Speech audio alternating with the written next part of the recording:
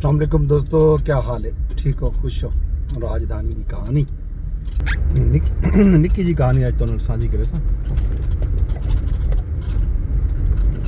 मौसम जिहड़ा है मुल्क दे विच खतरनाक रुख इख्तियार करना पे। महकमा मौसमियात ने, NDMA ने, PDMA ने अलर्ट जारी किया हुए। इवें समझो अज 1 अप्रैल अज तो गिन के 10 अप्रैल तक मुल्क के मुख्तलिफ इलाके दे विच खतरनाक मौसमी असरात निदरसन।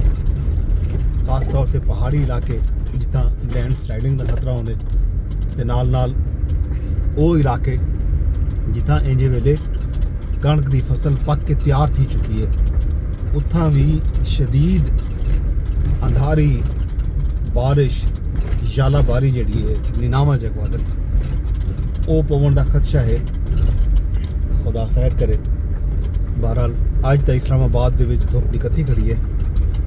कल तक इतना मौसम बारिश का, रात को भी पेशगोई है ही, लेकिन फिलहाल खैर है। छड़ भी टावा टावा किलो किलो दूर दूर निकलते पैन, शायद जमा थिया मन। बहरहाल यही मौसम की अपडेट ते बाकी पार्क रोड अंडरपास की अपडेट जी है वो भी तो मैं देना जुना नाल नाल। ये तुहाडे सामने कामकार जारी है अंडरपास का बहुत तेज़ी दे नाल। विचों मीह झड़ आंदे, बारिश आंदी है तो कम ज़ाहिर रुक वेंदे चिक्कड़ की वजह कन्नै। बारिश दे विच लोगों को मसाइल पैदा थी। ये कल कलथों इतना इंजा ते गड्डियां तिलकदियां पियां, अज रस्ता सुक्या पे। तो मेन पार्क रोड जड़ा है उत्था भी हाली 45 डी आख्या ने, 45 डी गुजर चुकन। उनके बावजूद हाली जिमें आखी ना कि पत्थों पाई नहीं पिठी, वो सूरत हाल है। तो मेरे को तो लगता है कि मजीद 45 डी भी कम अज़ कम घट है, जितना कम हाली बाकी है।